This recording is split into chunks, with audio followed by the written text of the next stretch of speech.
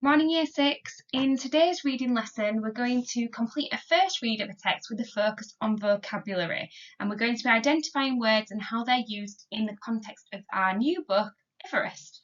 So as we go through the PowerPoint, we'll be really heavily focusing on vocabulary today. So yesterday you submitted some excellent work about the purpose of this text, Everest. It is ultimately a non-fiction text, which most of you did get there in the end, but some little confusing parts. One, the illustrations and the drawings, they're not usual for an information text. Usually it's photographs and diagrams. Also the beautiful artwork that comes alongside it. Usually you would have photographs. It's also quite narrative in times, like Once Upon a Time, and it talks about like the power of the mountain and things like that. So it's quite descriptive, but ultimately it is an information text that is there to inform. It's a non-fiction text, and it has got a narrative voice which guides the reader through the different aspects of the mountain. The physical, so what it looks like, how tall it is, the historical, all those kind of histories, the people that have climbed it, what it's famous for, and the mythology of it. So anything about any rumours about yetis and things that live up there, all of that go alongside in this informative book. So its purpose ultimately is to inform. So we're going to complete a first read of the text today, and I'm going to stop at certain words, phrases, any key terms that I think we need to discuss, and I'm going to model what I think and what the writer has made me think through their different use of vocabulary. I'm also going to do a bit of decoding around words and what they mean. So any words that you're not sure of the meaning of, there is a word sheet attached to this Edmodo post. Please will you complete that as we go along. So any of my vocabulary that I discuss, note down into the Miss Lister vocabulary box, the teacher one, and any words that you do not know the meaning of, put into your own box at the side of it. So I'd like you to do that as we're going through, because we are going to be focusing on vocabulary heavily this week. So as we're reading, and as you read all the time, you're doing something called decoding, and you're figuring out the meaning of words, of words you might not know. And you can do that through a variety of methods, and some of it you will just do automatically now that you're in Year 6. So such as reread the sentence. Can you use the rest of the sentence to figure out the meaning of the word? Are there clues in there about the way that somebody's behaving or their actions that they're doing that make you understand the word you're not sure of? You also could look for clues on the page in the images, particularly with this book, Everest. There are some images that do support the explanation of unknown words. There's also glossary words as well, which are in bold, so they can be looked up in the glossary and that can explain it for you. There's also root words, so words within a word that will remind you of something. So like happiness, happy is inside it. Okay, so you'd be looking for those words and thinking really, really carefully about, have you heard any part of that word before? Do you know what that means? Such as when you hear like submarine, you know that sub means below, you know that marine means water, so you know that that means below water. So looking for those clues. And consider if you know any similar words which could help you decipher the meaning. So have you heard of a word that maybe sounds the same? Does that help you to figure out the meaning? Reread the sentence using the word that you think it might mean. Does it make sense? If not, you probably haven't got it right. If so, then great, you have. Ultimately, you can also use a dictionary to look up the word meanings, but that is always really a last resort because you don't want to have to break off from reading what you are and break that natural flow. Now, just before we begin, I'm going to read the text to you. And as we go through, I want you to add any words to your word bank that you were unsure of. So any maybe I didn't explain that you didn't know. And then add any words that you heard me decode to the word bank as well. So ones that you saw me using different skills to try and figure out the meaning of those words. I'd like you to note them down into the word bank, and that's what you will submit at the end of this lesson. The next few slides now will be me reading the book. This is where we will begin today, looking at this page, the Himalayan mountain range. Yesterday I read you the first few pages, which were the contents page and the introduction, and the first page from there. So I will begin from this page now, the Himalayan mountain range. Everest rises out of two countries, Tibet and Nepal. In that sentence, rises, I keep thinking of getting up and out of bed, but there obviously it means it comes out of the ground between the two countries. So it's not rising and reaching for something, it's emerging from the ground. Tibetans call her Chomolungma, or Mother Goddess of the World. In Nepal, she is Sagmatha, or Goddess of the Sky. In the Western world, Everest was once called Peak 15 and was renamed in 1865 after Sir George Everest, a Welsh surveyor who was head of the Great Trigonometrical Survey, Oh, right. So we've got some quite tricky words in there. A Welsh surveyor. Now the mountain's been named after him because he was called Sir George Everest. So a surveyor must be somebody who has something to do with mountains. So I'm thinking he's got something to do with looking at mountains, and a surveyor could be somebody who looks and identifies features of those. And the Great Trigonometrical Society, I'm thinking, is something to do all with the way in which the people track the mountains and what they do and what they look like. So that's what I'm thinking. So, the Himalayas stretch from Pakistan in the west to China in the east, with over 110 peaks prickling 2,500 kilometres of sky. Right, prickling. I usually think about prickling when I think about nettles and thorns and things. So that's like when one of those touches me. Right, so these 110 peaks must be the mountains. The peak is the top of the mountain. So they're so tall that they're almost tickling and prickling the sky. So prickling there actually means touching. So I do know the word prickling, but in this sentence it means something else. Even at 50 million years old, the Himalayas is the youngest mountain range on Earth. Wow, that's amazing. The word Himalaya comes from Sanskrit, an ancient Indian language. Ah, right, okay, so Sanskrit is an ancient language. In Sanskrit, Hima means snow, and Laya means a bird, the home of snow. Ah, so a bird I do know means home, so the home of snow. Now I'm looking at the diagrams. Oh, actually, to the top right, sorry, there is some writing. I'm assuming that that is actually Sanskrit for Himalaya, so that is the ancient writing up at the top there. Now, looking down at the diagrams, we've got images. So I've got Mount Everest, that must be the peak of it there, 8,848 metres, called Goddess of the Sky. Then we've got Kanchenjunga, the five treasures of snow, 8,586 metres. Lhotse, connected to Mount Everest on its eastern side, it rises out of Tibet and Nepal, and that one's 8,516 metres. And then we've got Makalu down at the bottom, 8,481 metres, and that's located in the southeast of Mount Everest. Its peak forms a four-sided pyramid. Very good. And then you've got Cho Oyu, turquoise goddess, 8,201. So I'm going to do a bit of inference there. If it's called the turquoise goddess, at some point when somebody's looking at it, they must have thought it looked blue. So under a certain light, I'm thinking that. How do you measure a mountain? Mount Everest is the tallest in the world when measured from sea level. Right, so sea level must be measuring from that level upwards. Mountains can be measured from their base, which sometimes stretches deep down into the sea, or they can be measured from sea level. But how do you measure something as big as a mountain? Right, so the word base there, people usually think about base when they hear of like army camps and things like that. But here I can decode that in this sentence, base actually means the bottom of the mountain. So actually I'm learning that they need to use it from sea level, because actually it's very difficult to measure something from below the sea level. Triangles. In 1802, a project called the Great Trigonometrical Survey was set up to measure the whole of India. This was a mighty task. India is huge and covered in great jungles, rivers, hills and mountains. Some of these areas had never been explored by humans, but a simple mathematical equation using triangles meant that surveyors didn't have to. So I'm learning now surveyors is something to do with measuring mountains. Using triangles to measure distances and heights is called triangulation. Right, so I've got this great trigonometrical survey. Now I've got trigonometrical, up there, and then triangulation. I'm going to make a link between those two and think that trigonometrical has something to do with triangles, okay? So I'm thinking and learning really carefully there about those words. Instruments. Now here I'm looking at the diagram straight away, and I'm knowing that instruments here cannot mean a saxophone, some drums and a guitar. I'm thinking that this is what they use to measure the mountains. So instruments again here is being used in a different context. Okay, so instruments. A baseline between two fixed points was measured across the land using a specially constructed iron chain. So constructed, I know the word construction, so I know that that iron chain has been made. Okay. Hundreds of baselines were made in this way across India. From this baseline, an instrument called a theodolite measured the angle to another point, such as the top of a mountain. Theodolite there is in bold, so I know that's a glossary word, but it is explained in that sentence what it is. So if I reread that, from this baseline, an instrument called a theodolite measured the angle to another point. So I know it's used to measure angles when it comes to mountains. Theodolite is used to measure angles, just like I said, from a baseline across the land and a vertical line upwards. The theodolite can measure angles and calculate great distances. A zenith sector is a type of telescope used to measure an accurate line from a zenith. This is usually a point in the sky above the observer.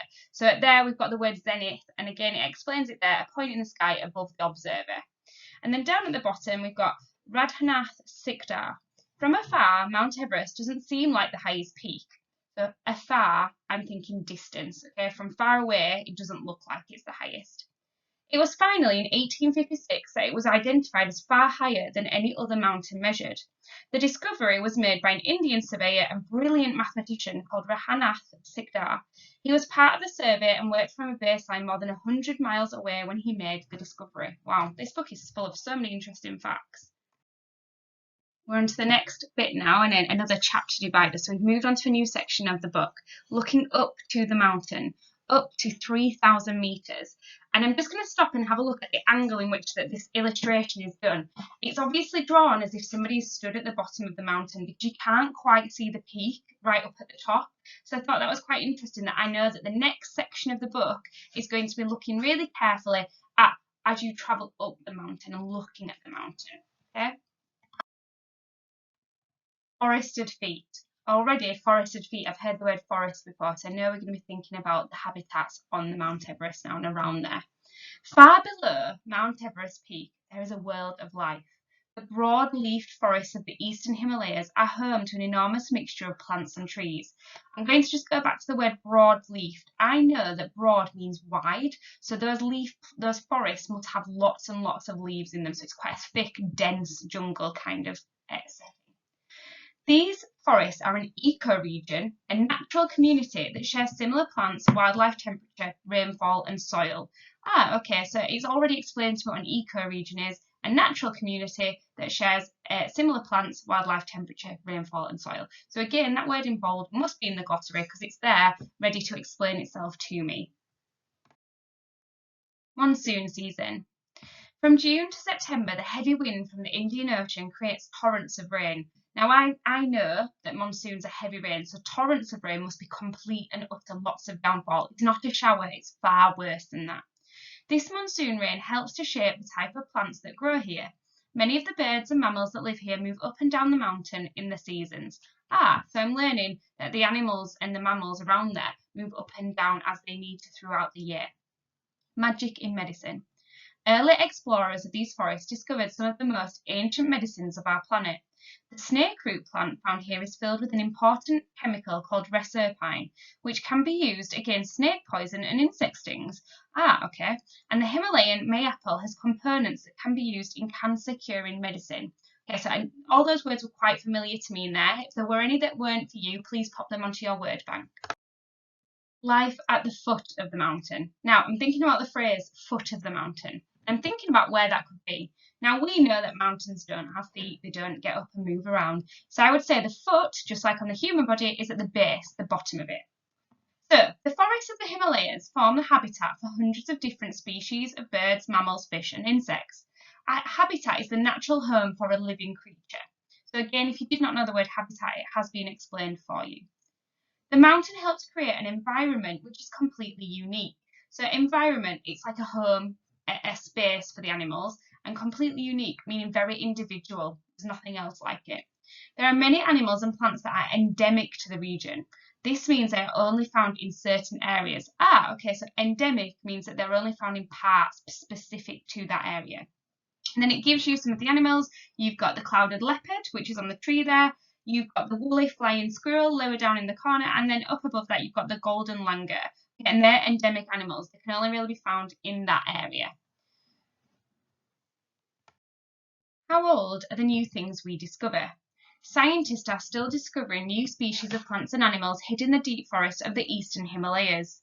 The vibrant blue dwarf walking snakehead fish sucks in air from the surface of the water despite having gills. Oh, how fascinating. That's a new creature there. A type of frog was discovered with menacing tusks unlike any other. Now, the word menacing there, I think about something quite scary and quite demonic almost. So we know that this could actually be a dangerous type of frog. In the leafy undergrowth, you can barely see its camouflage body because the folds of skin are like the veins of a leaf. Lovely. So I'm getting the image there that is in the leafy undergrowth. So you could almost stand on it because it's underneath, okay? In the trees, monkeys with upturned noses were discovered. So the noses, rather than pointing down, flick upwards almost. When it rains, the water fills the noses of these snub-nosed monkeys and causes them to sneeze. Often somebody who will ignore you and snubs you, they'll say they've got a stuck-up nose. So when they say snub nose, it's almost like the noses are looking up away from you. They spend rainy days with their heads tucked in their knees, keeping their noses dry. But the animals and plants of the Himalayas are now in danger. Changes to their habitats mean that many of the animals are being wiped out. So there I'm thinking the phrase wiped out means that they're being destroyed. The precious forests where the animals make their homes are being cut down, and with it the animals are disappearing. So they're using the word precious to describe the forest there because they're becoming quite rare. Precious, almost like diamonds and gems. They're becoming quite rare, and we know now from this that they're at dangers to the animals, and they're in danger of becoming completely wiped out. The Sherpa people of Khumbu Valley. In the mountain passes under the icy watch of Everest, the Sherpa people have lived for many years in the Khumbu Valley. So I'm just going to stop and think about some of that language. The mountain passes.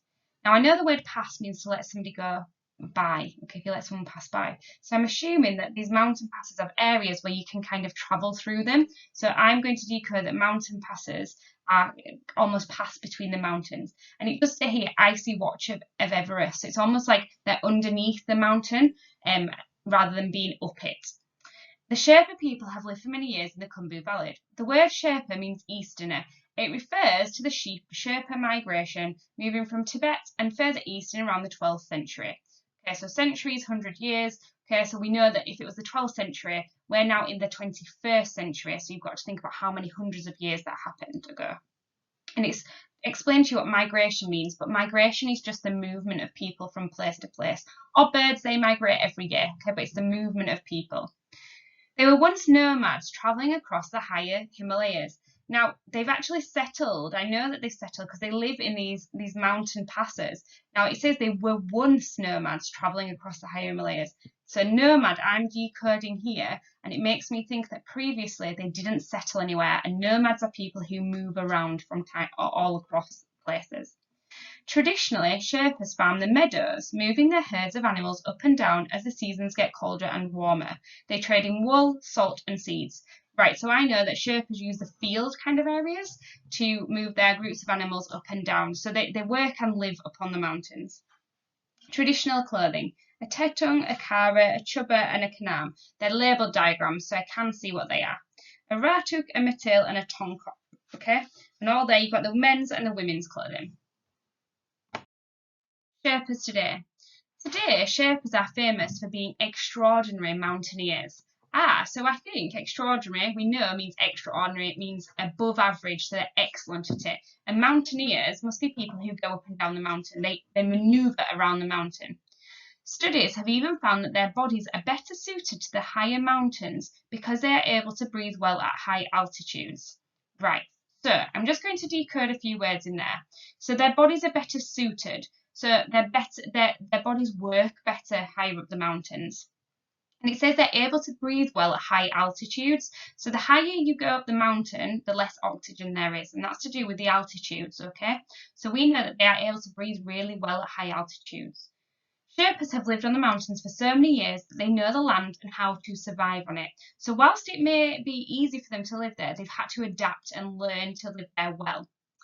Prayer flags. These are hung up high, and each of the 5 colours represent the 5 elements: fire, water, air, earth, and wind. So the elements there are the natural elements of the world. Tartans. These are dotted all over the Himalayan passes and are built to pay respect to the memory of Buddhist lamas. Okay, so we should know what lamas are. We know that Buddhism is a religion, so that is all linked to the way in which that they have their religion. Okay, so that was the first read of the book. I really hope you've enjoyed learning a little bit more about Everest. I know that I'm really enjoying this book, and I hope you are too. I know that it's not ideal to be able to see them like this, but that's the only way I could get the pictures onto the book for you to see. Please make sure that you've added any words, vocabulary, phrases that you heard today being discussed onto your word bank, and add any on that you felt like you were unsure of to it as well, so that if I need to go over any, then I can add them onto tomorrow's lesson. Thank you very much, and I hope you've enjoyed the book.